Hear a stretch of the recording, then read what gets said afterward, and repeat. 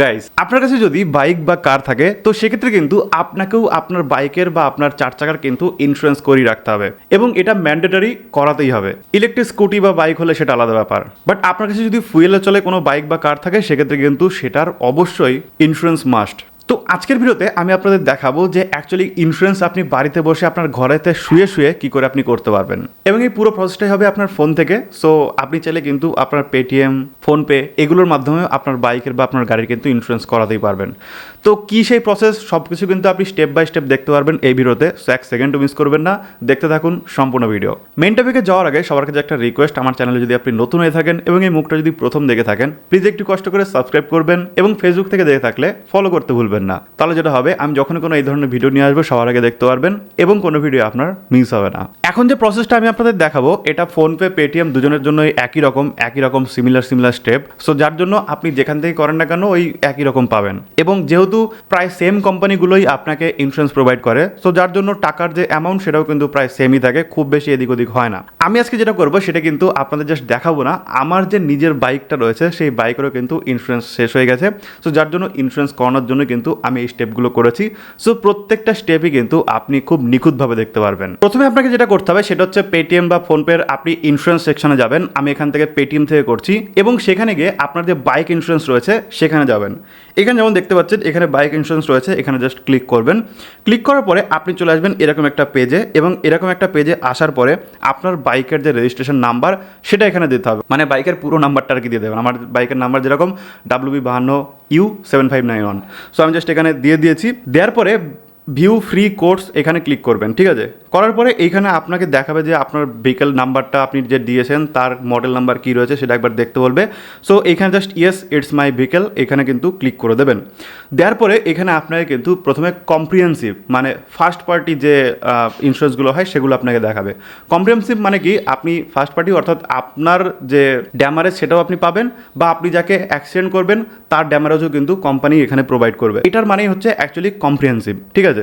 কিন্তু আমরা কম্প্রিহেন্সিভ করবো না, আজকে যেটা করবো সেটা হচ্ছে থার্ড পার্টি করবো। সো থার্ড পার্টি করার জন্য ওপরের বাঁদিকে কোনায় দেখবেন একটা পলিসি টাইপ রয়েছে। তো ওই যে পলিসি টাইপ রয়েছে ওখানে ক্লিক করলে কিন্তু এরকম একটা পেজ আসবে, এবং এখানে কিন্তু আপনি কম্প্রিহেন্সিভ বা থার্ড পার্টি দুটোই কিন্তু করতে পারবেন। কম্প্রিহেন্সিভে কি হয় বা ফার্স্ট পার্টিতে কি হয়, আপনার কিন্তু বাইক বা আপনার কারের কিন্তু একটা ভ্যালুয়েশন ক্রিয়েট হয়, এবং আপনি সবসময় চেষ্টা করবেন সব থেকে বেস্ট ভ্যালুয়েশন যে আপনাকে প্রোভাইড করছে, যে ইন্স্যুরেন্স কোম্পানি আপনাকে প্রোভাইড করছে তার কাছ থেকে নেওয়া, তাহলে কিন্তু আপনার বাইক বা আপনার যে গাড়ির ভ্যালুয়েশন সেটা কিন্তু বেশি থাকবে।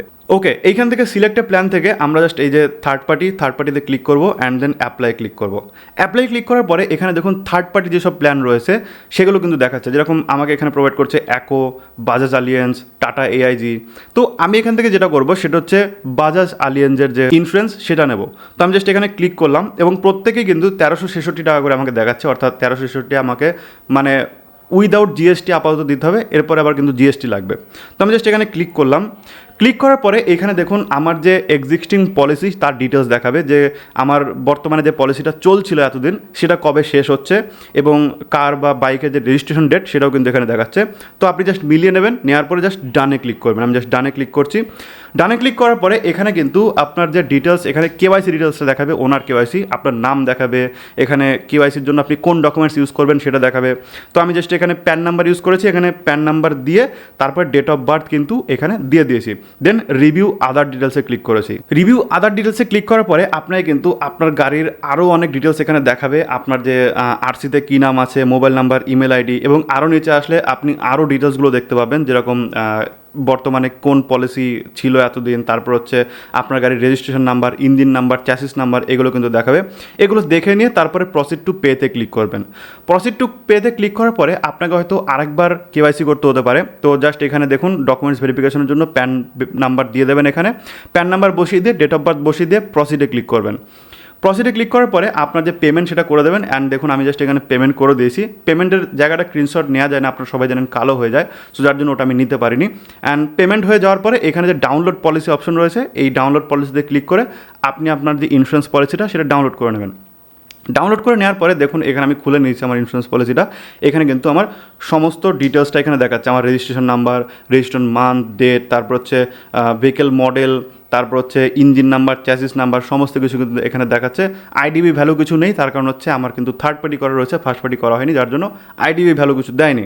এবং নিচের দিকে আসলে দেখুন আমি কত টাকা এখানে পে করেছি, 1612 টাকা আমাকে টোটাল পে করতে হচ্ছে, তার কারণ হচ্ছে এর সাথে কিন্তু আবার জিএসটি লাগছে। ঠিক আছে, দেন আমি এখানে জাস্ট পেমেন্ট করে দিয়েছি অ্যান্ড আমার কাছে কিন্তু পিডিএফ অলরেডি চলে এসছে অ্যান্ড এটাই কিন্তু আপনার ইন্স্যুরেন্সের কাগজ। এবার ইন্স্যুরেন্সের কাগজ কিন্তু অনলাইনে আপনার আরসিতে ওটা চলে আসবে, মানে আপনি যদি ডিজি লকার বা আপনি যদি পরিবহন ইউজ করেন সেক্ষেত্রে কিন্তু ওখানেও আপনার কিন্তু আপডেট হয়ে যাবে। একটু টাইম লাগে, আমি দেখছি যে মোটামুটি 17-18 ঘন্টা হয়ে গেলে এখন আপডেট হয়নি, তবে আশা করি যে খুব তাড়াতাড়ি আপডেট হয়ে যাবে। তো এটাই কিন্তু সিম্পল কিছু স্টেপ যেভাবে কিন্তু আপনি আপনার বাইকের ইন্স্যুরেন্স করতে পারবেন। এবার আমি আপনাদের বোঝাচ্ছিলাম জন্য এত টাইম লেগেছে, বাট আমি যদি নিজে করতাম তাহলে হয়তো 1 মিনিটের একটা কাজ ছিল, এবং আপনাদেরও কিন্তু জাস্ট 1 মিনিটের একটা কাজ এটা। যদি আপনি কম্প্রিহেন্সিভ নেন বা ফার্স্ট পার্টি নেন সেক্ষেত্রে আপনাকে একটু বুঝে শুনে নিতে হবে, আর থার্ড পার্টি নিলে আপনি যে কোনো কারো কাছ থেকে নিতে পারেন, কোনো অসুবিধা নেই। ভিডিও যদি আপনাদের ভালো লেগে থাকে সেক্ষেত্রে অবশ্যই সেটা লাইক করবেন, শেয়ার করে দিতে ভুলবেন না আপনার বন্ধুদের কাছে, যাতে তারা বিষয়গুলো জানতে পারে, শিখতে পারে। থ্যাংক ইউ সো মাচ পুরো ভিডিও দেখার জন্য। দেখা হবে নেক্সট ভিডিওতে। টাটা।